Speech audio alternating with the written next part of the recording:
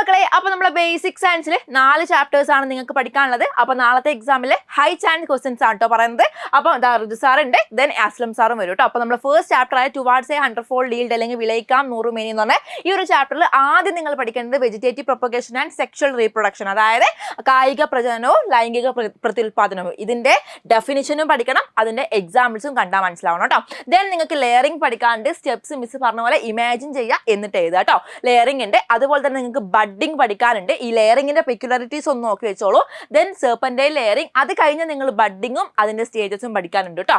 Then നിങ്ങൾ എന്ത് ചെയ്യണം, ഗ്രാഫ്റ്റിംഗ് പഠിക്കുക. പിന്നെ നിങ്ങൾ മനസ്സിലാക്കേണ്ട കാര്യം, നമ്മൾ നാടൻ വെറൈറ്റി എപ്പോഴും സ്റ്റോക്ക് ആയിരിക്കും. പുറത്തുനിന്ന് ഒരു വെറൈറ്റിനെ കൊണ്ടുവരുന്നുണ്ടെങ്കിൽ അത് സയൻ ആയിരിക്കും. അത് ഗ്രാഫ്റ്റിംഗിലായാലും ബഡ്ഡിങ്ങിലായാലും സെയിം ആണ്, ഒരു മാറ്റവും ഇല്ല കേട്ടോ. ഓക്കെ, ദെൻ നിങ്ങൾ ഗ്രാഫ്റ്റിംഗിന്റെ അഡ്വാൻറ്റേജസ് ഒന്ന് പഠിക്കുക. അത് കഴിഞ്ഞാൽ ബഡ്ഡിങ് പഠിക്കുക. ദെൻ അത് കഴിഞ്ഞാൽ നമുക്ക് എന്തുണ്ട്, ആർട്ടിഫിഷ്യൽ പോളിനേഷൻ പഠിക്കാനുണ്ട്. ഈ ആർട്ടിഫിഷ്യൽ പോളിനേഷൻ പഠിക്കുന്നതിന് മുന്നേ നിങ്ങൾ എന്ത് പഠിക്കണം, എന്താണ് സെൽഫ് പോളിനേഷൻ, എന്താണ് ക്രോസ് പോളിനേഷൻ, സ്വപരാഗണവും പരപരാഗണവും എന്താണെന്ന് പഠിക്കണം. എന്നാൽ മാത്രമേ നിങ്ങൾക്ക് ആർട്ടിഫിഷ്യൽ പോളിനേഷനിൽ എന്തിനു വേണ്ടിയിട്ടാണ് ആ കവർ, പോളിത്തീൻ കവർ യൂസ് ചെയ്യുന്നതെന്ന് മനസ്സിലാവുള്ളൂ കേട്ടോ. ഓക്കെ, അപ്പോൾ അത് കഴിഞ്ഞാൽ നമുക്ക് ഹൈബ്രിഡ് സീഡ്സ് ആണ് പഠിക്കാനുള്ളത്. സെയിം സ്പീഷീസ് ആയിരിക്കണം, ബട്ട് ഡിഫറെൻറ്റ് ക്വാളിറ്റീസ് ഉണ്ടാകും. അതായത് ഒരേ വർഗത്തിൽപ്പെട്ടതായിരിക്കും, ബട്ട് വിവിധ തരത്തിലുള്ള ഗുണങ്ങളായിരിക്കും ആ 2 ചെടികൾക്ക് ഉണ്ടാവുക. പിന്നെ നിങ്ങൾ പഠിക്കേണ്ടത് മോസ്റ്റ് ഇമ്പോർട്ടൻ്റ് ആയിട്ടുള്ള ക്വസ്റ്റ്യൻ ആണ് ഇത്. എന്തായാലും നിങ്ങൾക്ക് ചോദിക്കും, ഫിൽ ഇൻ ദ ബ്ലാങ്ക്സ് ആയിട്ടോ അല്ലെങ്കിൽ മാച്ച് ദി ഫോളോയിങ് ആയിട്ടോ ചോദിക്കും കേട്ടോ. അത് കഴിഞ്ഞ് നമുക്ക് പഠിക്കേണ്ടത് ഈ അഗ്രികൾച്ചർ സെന്റേഴ്സിനെയാണ്. നിങ്ങൾ ഇവിടെ ജില്ലകൾ പഠിക്കാണ്ട് അതിൽ കൂടുതൽ നിങ്ങൾ ഫോക്കസ് ചെയ്യേണ്ടത് അത് ഏത് സ്ഥലത്താ എന്നുള്ളതാണ് കേട്ടോ. ഓക്കെ, അത് കഴിഞ്ഞ് നമുക്ക് ഫെർട്ടിലൈസേഴ്സ്, ജൈവവളങ്ങളും രാസവളങ്ങളുമാണ് പഠിക്കാനുള്ളത്. ആദ്യം ജൈവവളം എന്താണ് രാസവളം എന്ന് മനസ്സിലാക്കുക. എന്നിട്ട് എന്ത് ചെയ്യുക, ഡിഫറൻസ് എഴുതാൻ ശ്രമിക്കുക കേട്ടോ. എന്നിട്ട് അതിന്റെ എക്സാമ്പിൾസ് ഒന്ന് നോക്കി വെച്ചോളൂ. ദെൻ നിങ്ങൾക്ക് പഠിക്കാനുള്ളത് നമുക്ക് പെസ്റ്റിസൈഡ്സിനെ പറ്റിയിട്ടാണ്. അല്ലെങ്കിൽ എന്താണ്, ബയോളജിക്കൽ കൺട്രോൾ ഉണ്ട്, മെക്കാനിക്കൽ കൺട്രോൾ ഉണ്ട്. ഇത് രണ്ടും ഒന്ന് നോക്കി വെക്കുക കേട്ടോ. അത് കഴിഞ്ഞ് നമുക്ക് ഇമ്പോർട്ടൻ്റ് ആയിട്ട് വരുന്നൊരു ക്വസ്റ്റ്യൻ ആണ് നമുക്ക് ഇതുപോലത്തെ അഗ്രികൾച്ചർ സെക്ടേഴ്സ്. സെറികൾച്ചർ എന്താണ്, ഫ്ലോറികൾച്ചർ എന്താണ്, എപ്പിക്കൾച്ചർ എന്താണ്, ക്യൂണിക്കൾച്ചർ, മഷ്റൂം കൾച്ചർ, അതുപോലെ തന്നെ livestock rearing, pisciculture, then last poultry farming. ഇതൊക്കെ എന്ത് ചെയ്യും, മാച്ച് ദ ഫോളോയിങ് ആയിട്ടോ അല്ലെങ്കിൽ എന്താണ് ഫിൽ ഇൻ ദ ബ്ലാങ്ക്സ് ഒക്കെ ആയിട്ട് ചോദിക്കാം. വളരെ ഇമ്പോർട്ടൻ്റ് ആണ്, ഇത് പഠിച്ചു വെക്കുക. അപ്പോൾ നമുക്ക് സെക്കൻഡ് ചാപ്റ്ററിലേക്ക് ഋതു സാറെ വെൽക്കം ചെയ്യാം കേട്ടോ. അപ്പോൾ സാറിന്റെ ചാപ്റ്റർ സാറ് കൃത്യമായിട്ട് പറഞ്ഞു തരുന്നതായിരിക്കും. Okay, yes. അപ്പോൾ ഏതായാലും ആസിഡ്സ് ആൻഡ് ബേസസ് എന്ന് പറഞ്ഞിരിക്കുന്ന ചാപ്റ്ററുമായിട്ട് ബന്ധപ്പെട്ട ഏറ്റവും പ്രധാനപ്പെട്ട കുറച്ച് ക്വസ്റ്റ്യൻസുകളാണ് ഞാൻ കാണിക്കാൻ പോകുന്നത്. ഓക്കെ, അപ്പോൾ ഏതൊക്കെയാണ്, വളരെ ചെറിയ ചാപ്റ്ററാണ്, അതെന്ന് പറഞ്ഞാൽ വളരെ കുറച്ച് മാർക്കിന് മാത്രമാണ് ഇതിനകത്ത് ചോദിക്കുന്നത്, ആദ്യം മനസ്സിലാക്കുക. അപ്പോൾ ഏതൊക്കെയാണെന്ന് നമുക്ക് നോക്കാം. ആ ക്വസ്റ്റ്യൻ ഒന്ന് കാണിച്ചു തരാം ഞാൻ. യെസ്, ആദ്യത്തെ ക്വസ്റ്റ്യൻസിലേക്ക് പോകുന്നത്, write the colour of phenolphthalein in lemon juice and soap solution. നാരങ്ങ ജ്യൂസിലും സോപ്പ് ലായനിയിലും ഫിനോഫ്തലീൻ നിറയുന്നത്. വളരെ കൃത്യമായിട്ട് നമ്മൾ ഇൻഡിക്കേറ്റേഴ്സിനെ കുറിച്ച്, സൂചകങ്ങളെ കുറിച്ച് നമ്മൾ പഠിക്കുന്നുണ്ട്. ഓരോന്നിനും, അതായത് മീഥൈൽ ഓറഞ്ച് ആയാലും ഫിനോഫ്തലീൻ ആയാലും അതേപോലെ തന്നെ നമ്മളെ ലിറ്റ്മസ് പേപ്പർ ആയാലും ടേമറിക് അഥവാ മഞ്ഞളായാലും ഇതൊക്കെ എങ്ങനെയാണ് ആസിഡിലും ബേസിലും എങ്ങനെയാണ് കളർ ചേഞ്ച് വരുന്നത് എന്ന് കൃത്യമായിട്ട് പഠിച്ചൊരു കുട്ടീനെ സംബന്ധിച്ചാണെങ്കിൽ ഈ ഒരു ചോദ്യത്തിന് ഉത്തരം വളരെ കൃത്യമായിട്ട് എഴുതാം. ഓക്കെ, അപ്പോൾ ഈ ഒരു മോഡൽ നമ്മൾ പ്രതീക്ഷിക്കണം. ഇത് ചാർട്ട് മോഡലും വരാറുണ്ട് കേട്ടോ. അതായത് ഒരു കോളം വരച്ചിട്ട് നമ്മൾ കള്ളിയൊക്കെ വരച്ചിട്ട് ഓരോന്ന് കൊടുക്കാറുണ്ട്. അങ്ങനെ ആ രൂപത്തിലും വരാറുണ്ട്. രണ്ടാമത്തെ ചോദ്യത്തിലേക്ക് കുറച്ചുകൂടിയും എന്താണ്, നിങ്ങളുടെ ക്ലാസ്സിൽ ടീച്ചർ തന്നിരിക്കുന്ന ഒരു പ്രവർത്തനത്തിന്റെ ബേസ് ചെയ്തിട്ട്, ആക്ടിവിറ്റിന്റെ ബേസ് ചെയ്തിട്ട് ഒരു ചോദ്യമാണ്. അതായത് പ്രകൃതിയിൽ നിന്ന് ലഭിക്കുന്ന വസ്തുക്കൾ ഉപയോഗിച്ച് സൂചകങ്ങൾ ഉണ്ടാക്കാൻ കഴിയുമ്പോൾ ഏതെങ്കിലും ഒരു സൂചകം ഉണ്ടാക്കുന്ന വിധം എഴുതുക. അപ്പോൾ കൃത്യമായിട്ട് നമ്മൾ ടീച്ചർ തന്നിരിക്കുന്ന ഓരോ പ്രവർത്തനങ്ങൾ കൂടി പഠിക്കണം എന്ന് കുട്ടികളോട് എന്ത് ചെയ്യാണ്, ഒന്ന് പറയുകയാണ്. അതായത് നമ്മൾ ഇൻഡിക്കേറ്റേഴ്സുമായിട്ട് ബന്ധപ്പെട്ട പ്രവർത്തനങ്ങളൊക്കെ, ആക്ടിവിറ്റീസ് ഒക്കെ ചെയ്യുന്നുണ്ട്, അതുമായിട്ട് ബന്ധപ്പെട്ട പ്രവർത്തനങ്ങളും കൂടി ഒന്ന് എന്ത് ചെയ്യണം, നിങ്ങൾ നോക്കി വെക്കണം എന്നുള്ള ഒരു മുൻകരുതലാണ് ഈ ചോദ്യം. ഓക്കെ, അടുത്തതായിട്ട് വരുന്നു നമ്മുടെ PH പേപ്പർ അല്ലെ. PH പേപ്പർ എങ്ങനെയാണ് ഒരു മണ്ണ് പരിശോധന, ഇതൊക്കെ നമ്മുടെ ആക്ടിവിറ്റി ബേസിലാണ്. അപ്പോൾ നിങ്ങൾ മനസ്സിലാക്കണം, ഞാൻ വീണ്ടും ഓർമ്മിപ്പിക്കുകയാണ്, നമ്മുടെ ക്ലാസ്സിൽ ഈ ചാപ്റ്ററുമായിട്ട് ബന്ധപ്പെട്ട ആക്ടിവിറ്റി അഥവാ പ്രവർത്തനങ്ങൾ കൃത്യമായിട്ട് നിങ്ങളൊന്ന് വായിച്ച് മനസ്സിലാക്കി വെക്കേണ്ടത് അത്യാവശ്യമാണ് എന്നുള്ളതൊരു ഓർമ്മപ്പെടുത്തലാണ് ഈ ഒരു ചോദ്യം കൊണ്ട് ഉദ്ദേശിക്കുന്നത് കേട്ടോ. അടുത്തതായിട്ട് വരുന്നു നമ്മൾ കുറച്ചുകൂടി എന്താണ്, കുറച്ചൊരു അപ്ലിക്കേഷൻ ലെവൽ ക്വസ്റ്റ്യൻ ആണ്. അതായത് ചോദ്യം ഇതാണ്, നമ്മളെ മാർബിൾ തറയിൽ വിനാഗിരി വീണാൽ ഉടൻ തന്നെ സോപ്പ് വെള്ളം ഉപയോഗിച്ചിട്ട് കഴുകുന്നത് നല്ലതാണ്, കാരണം എന്ത്?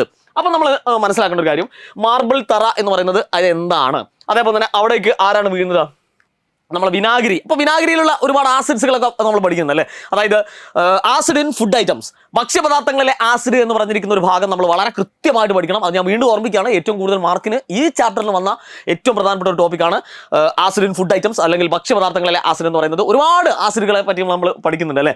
വിനാഗിരി, അതേപോലെ തന്നെ ആപ്പിളിലുള്ള ആസിഡ്, പിന്നെ അതേപോലെ തന്നെ ലെമണിലുള്ള ആസിഡ്, പിന്നെ അതേപോലെ തന്നെ നമ്മളെ ഗൂസ്ബെറി അഥവാ നെല്ലിക്കയിലുള്ള ആസിഡ്, ഇങ്ങനെയുള്ള കുറേ സാധനങ്ങൾ നമ്മൾ പഠിക്കുന്നത്. അതൊക്കെ കൃത്യമായിട്ട് നിങ്ങൾ ഓർത്ത് വെക്കണം. ഓക്കെ, അപ്പൊ ഇത്രയും കാര്യങ്ങളൊക്കെയാണ് എന്ത് ചെയ്യാനുള്ളത് മക്കളോട് പറയാനുള്ളത്. വളരെ കുറച്ച് ക്വസ്റ്റ്യൻസുകൾ മാത്രമാണ് ഇതിൻ്റെ അകത്തുള്ളത്. ഇതിന്റെ ഉത്തരങ്ങളൊക്കെ നമ്മൾ എന്താണ് ലൈവിൽ നമ്മൾ ഡിസ്കസ് ചെയ്യും, ഡീറ്റെയിൽ ആയിട്ട് നമ്മൾ ഡിസ്കസ് ചെയ്യുന്നുണ്ട് കേട്ടോ. അതായത് ഓരോ ടോപ്പിക്കിലും ഓരോ ക്വസ്റ്റ്യന് അങ്ങനെ വെച്ചിട്ടാണ് നമ്മൾ എന്ത് ചെയ്യാൻ പോകുന്നത്, ഡിസ്കസ് ചെയ്യാൻ പോകുന്നത്. അപ്പൊ ഇതിന്റെ ഉത്തരത്തിനായിട്ട് നിങ്ങൾ ജസ്റ്റ് ഒന്ന് വെയിറ്റ് ചെയ്യാം. അപ്പൊ അത് കൃത്യമായിട്ട് നമ്മൾ എന്ത് ചെയ്യുന്നു, അത് അനലൈസ് ചെയ്ത് നിങ്ങൾക്ക് പറഞ്ഞുതരും. ഓക്കെ, ഇനി നമുക്ക് അസ്ലം സാറിനെ വിളിക്കാം. Sir, yes. അപ്പോൾ ഇനി മക്കളെ, ഇനി തേർഡ് ചാപ്റ്റർ വൈദ്യുതിയുടെ ലോകം, ദ വേൾഡ് ഓഫ് ഇലക്ട്രിസിറ്റി. ഇതിൽ നിന്ന് നിങ്ങൾക്ക് എന്തൊക്കെ വരാം എന്നുള്ളത് നമുക്ക് നോടിച്ച് നോക്കാം. എന്താടാ ഇതിൽ ഇലക്ട്രിസിറ്റിയെ കുറിച്ച് മക്കളോട് ചോദിക്കുകയാണെങ്കിൽ എത്ര തരം അല്ലെങ്കിൽ ഏതൊക്കെ തരം എന്നുള്ളത് വരാമെന്നുള്ളതാണ്. Sound energy, heat energy, light energy അന്ന് നോക്കി വെച്ചുകൊണ്ട് കേട്ടോ. പിന്നെ മക്കൾക്ക് അറിയാം സെല്ലിനെ കുറിച്ച്. സെല്ലും കൂടിയാലാണ് എന്ത് കിട്ടുക, ബാറ്ററി കിട്ടാൻ തന്നെ മക്കൾക്ക് അറിയാം. സെല്ലും കൂടിയാൽ ബാറ്ററി. അപ്പോൾ സെല്ലിൽ നടക്കുന്നത് എന്താണെന്ന് എക്സാമിന് ചോദിക്കുകയാണെങ്കിൽ ഈ സെല്ലിൻ്റെ ഇതൊന്ന് നോക്കി വെക്കണം. കെമിക്കൽ എനർജി എന്തായിട്ട് മാറുകയാണ്, ഇലക്ട്രിക്കൽ എനർജി ആയിട്ട് മാറുക എന്നുള്ളതൊന്ന് പഠിച്ചു വെച്ചോ. പിന്നെ മക്കൾക്ക് റീചാർജബിൾ, നോൺ റീചാർജബിൾ ഇമ്പോർട്ടൻ്റ് ആണ്, എന്തായാലും എക്സാമിന് ചോദിക്കുന്നതാണ്.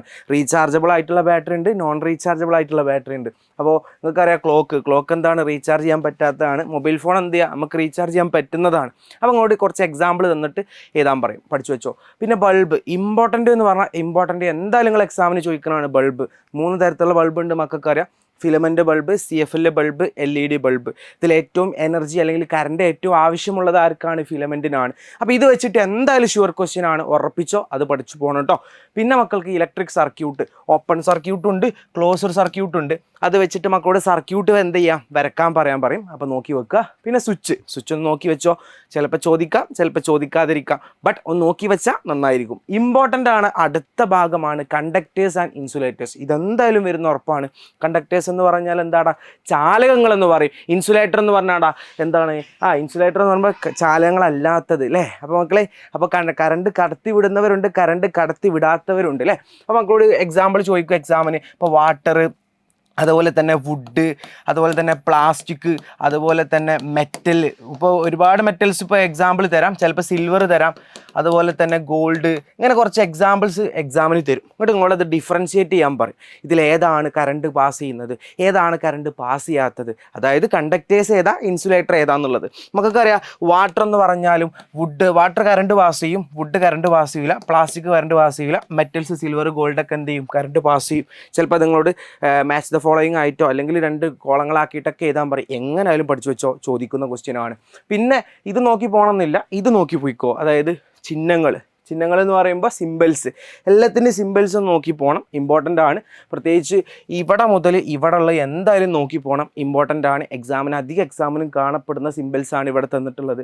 Cell, battery, unlit bulb, glowing bulb, switch on, switch off, ഇതൊക്കെ നോക്കി വെച്ചോ, ഇമ്പോർട്ടൻ്റ് ആണ്. ഇത് വെച്ചിട്ട് ഈ കാര്യം മക്കളോട് എന്ത് വരക്കാൻ പറയാം, സർക്യൂട്ട് വരക്കാൻ പറയാം, സെറ്റാക്കി വെക്കണം കേട്ടോ. പിന്നെ ഒരുപാട് ക്വസ്റ്റ്യൻസുകളുണ്ട്, അതൊക്കെ നമുക്ക് എന്ത് ചെയ്യണം, ലൈവിൽ ഡിസ്കസ് ചെയ്യാനുള്ളതാണ്. സെറ്റാക്കി പഠിച്ചു വരണം കേട്ടോ.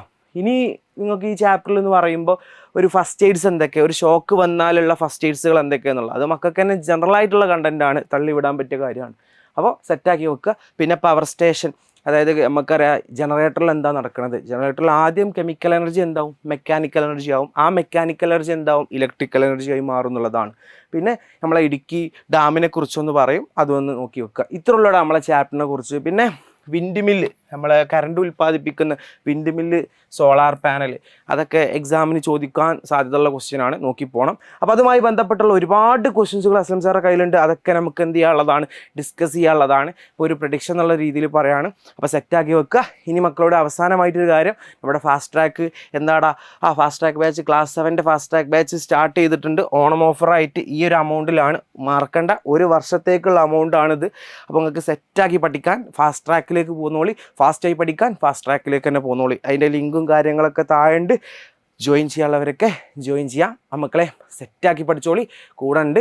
അപ്പോൾ അവന്യ മിസ് പറഞ്ഞ പോലെ, റിജു സാറ് പറഞ്ഞ പോലെ, ഇപ്പം ഞാൻ പറഞ്ഞ ഈ കാര്യങ്ങളൊക്കെ എന്ത് ചെയ്യുക, പഠിച്ചിട്ട് പോകണം. എക്സാമിൻ്റെ തലേന്നത്തെ ലൈവ് നമുക്ക് എന്ത് ചെയ്യണം, അടിച്ചു പൊളിച്ച് പഠിക്കാനുള്ളതാണ്. അപ്പോൾ സെറ്റാക്കട്ടോ. അപ്പോൾ സീ യു.